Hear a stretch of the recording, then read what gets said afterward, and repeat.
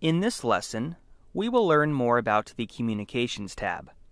First, we will log on as an administrator and go to the Communications tab under the Admin navigation menu.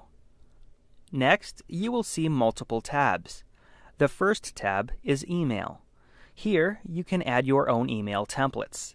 Now, these templates can be all types of emails, from one-time messages to a selected group, to system messages that can send to a distribution group whenever it's appropriate. In the next tab, we see Distribution Lists. Let's add a new distribution list by selecting the Add New Distribution List button. We will now give the list a name. In the next tab over, called User Groups, we can select an existing user group to add to this distribution list. Select the Test Filters button below to see the list of individuals in this distribution list that you selected. Our next tab over is Basic User Info.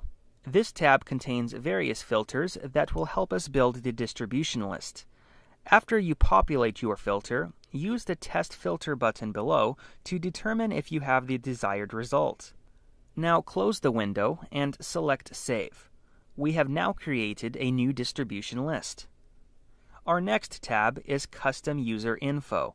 This tab requires some knowledge of SQL text. Here you can write a SQL statement that matches a dedicated group of users in the LMS that you want to send an email to. The LMS will only send an email to the people that match this SQL statement. Select the blue Help and Examples link to learn some correct examples of SQL statements that can be used here. The next 4 tabs are for Content, Learning Tracks, Class Sessions, and Webinar Sessions. These all function the same as on other tabs for assigning and removing content types. Now we will look at the Email tab. From this page, we can send emails to distribution lists. We also have the option to delay and choose a time of delivery in the future. The next tab is for sending administrator alerts when users are added, deleted, or when the status has changed. There are checkboxes and several drop-down fields to help manage maintenance of your LMS roster. In the next tab, Email History, you can search for sent emails by date or by username. This concludes this lesson on the Communications tab.